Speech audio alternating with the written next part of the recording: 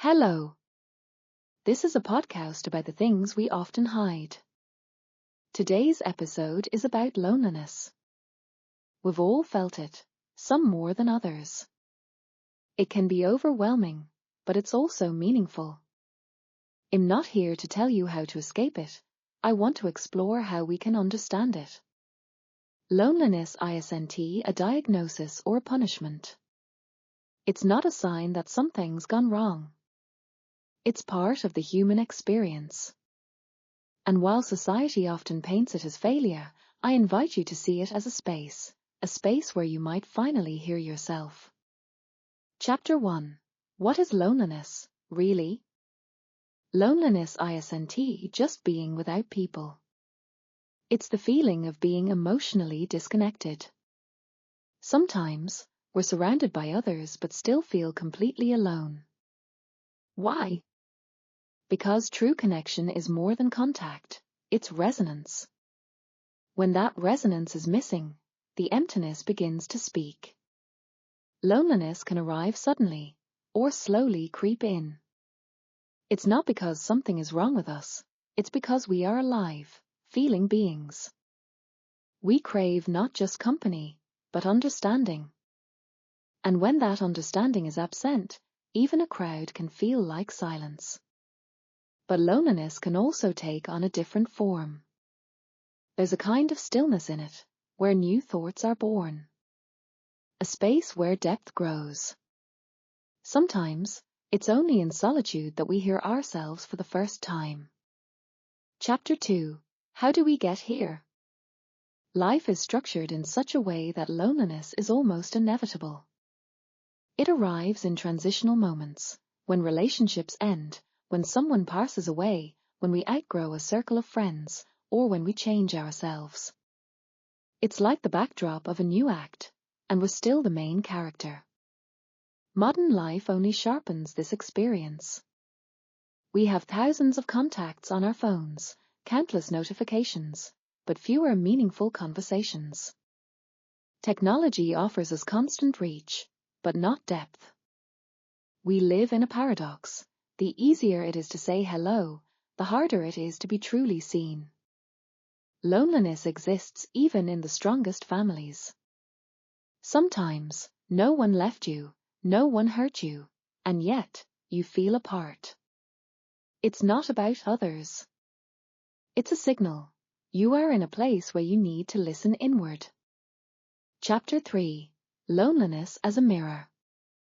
Imagine loneliness as a mirror.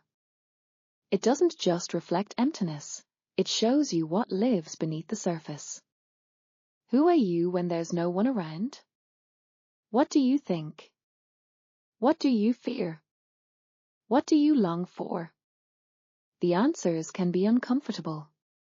Sometimes we fear being alone because we're afraid of what we might discover. But that discovery, that honesty, is the beginning. Loneliness isn't about pain, it's about truth. When you're alone, there's no performance. No roles. Just you. And in that, there's power.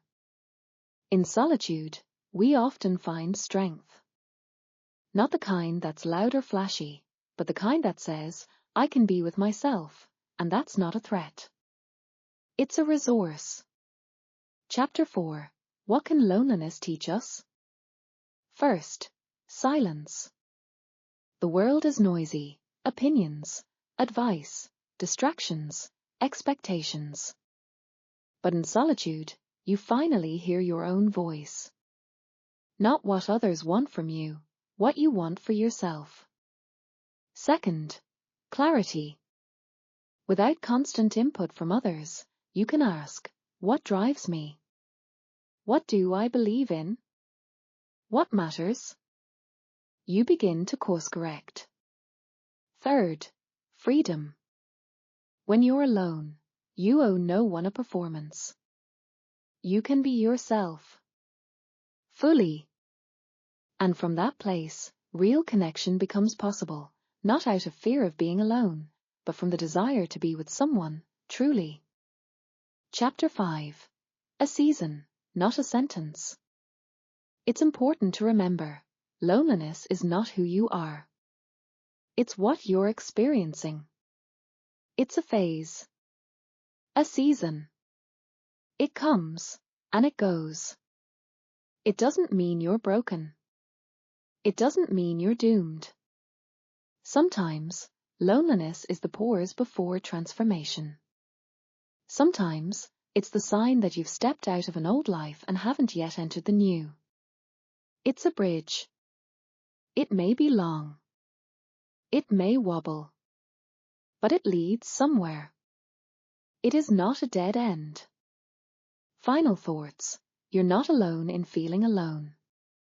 If you're feeling lonely right now, know this, you're not alone in that feeling.